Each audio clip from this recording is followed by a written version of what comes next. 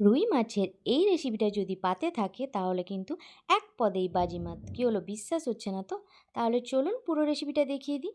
তো রুই মাছের এই রেসিপিটা রান্না করার জন্য এখানে 4 থেকে 5টা রুই মাছের পিস নিয়েছি। এবার ওগুলোতে লবণ, হলুদ গুঁড়ো আর দিয়ে দিলাম সর্ষের তেল। ভালো করে এটাকে মাখিয়ে 5 মিনিট রেখে দিব। এবার এখানে তরকারিতে দেওয়ার জন্য এখানে আলু কেটে নিয়েছি লম্বা লম্বা করে, আর নিয়েছি টক দই 1 চামচ মতো, নিয়েছি টমেটো, আদা, রসুন, কাঁচা লঙ্কা, পেঁয়াজ। ওগুলোকে খুব সুন্দর করে বেটে নিয়েছি। এরপরে চলুন মাছটাকে ভেজে নিই। মাছটা ভাজার জন্য কড়াইতে তেল দিয়ে দিয়েছি, তেলটাও খুব সুন্দর করে গরম হয়ে গেছে। এবার মাছগুলোকে একটা একটা করে দিয়ে লাল লাল করে মুচমুচে করে ভেজে নিব।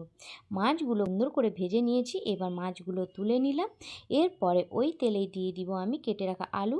আলুতে লবণ হলুদ দিয়ে আমি এবার লাল লাল করে আলুটাকেও ভেজে নিব। আলুটাও দেখুন খুব সুন্দর করে লাল লাল করে ভেজে নিয়েছি, আলুটাকেও তুলে নিলাম। এবার আরেকটু তেল দিয়ে আমি দিয়ে দিলাম ফোড়নে গোটা জিরে, 1 চামচ মতো কাশ্মীরি লঙ্কা গুঁড়ো, হাফ চামচ হলুদ গুঁড়ো, হাফ চামচ ধনে গুঁড়ো আর অল্প পরিমাণে লবণ দিয়ে ভালো করে ওটাকে ভেজে নিয়ে এরপরে দিয়ে দিলাম এখানে বেটে রাখা মশলা। মশলাটাকে দিয়ে খুব সুন্দর করে কিন্তু কষিয়ে নিব। আমি কিন্তু এখন গ্যাসের ফ্লেমটা লো রাখবো, নাহলে কিন্তু মশলাটা পুড়ে যাবে। দেখুন ভালো করে কিন্তু মশলাটা কষিয়ে নিয়েছি। এরপরে এখানে দিয়ে দিব ফ্যাটানো টক দই। টক দইটা যখন দিব গ্যাসের ফ্লেমটা তো আরও লো করে দিব।